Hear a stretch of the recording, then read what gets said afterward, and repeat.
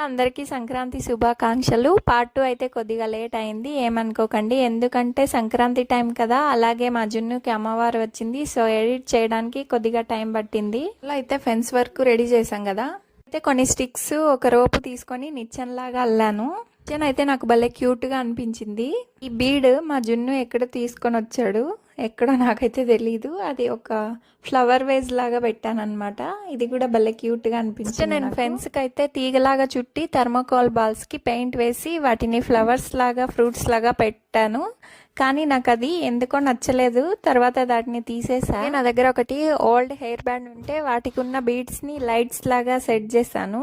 ఎలా ఉందో మీరే చెప్పాలి. దగ్గర ఒక స్పాంజ్ ఉంటే వాటిని సన్నగా కట్ చేసి నిచ్చెన పైన పాచిలాగా అంటించాను. కింద ఎండుగడ్డిని తీసుకొచ్చి చిన్న చిన్న కట్టల్లాగా కట్టి ఫెన్స్ దగ్గర ఫెవికల్ తో అంటించాను, ఆ రియలిస్టిక్ లుక్ కోసం.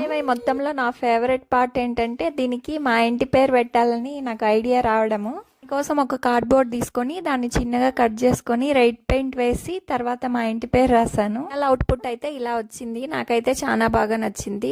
ఎవరికైనా గిఫ్ట్ కూడా ఇవ్వచ్చు ఇలాంటివి అయితే. చిన్న ఫైనల్ అవుట్పుట్. ఈ వీడియో నచ్చితే ప్లీజ్ లైక్ చేసి నా ఛానల్ ని సబ్స్క్రైబ్ చేయండి. నా DIY స్టిక్స్ అన్ని ఇక్కడ దొరికి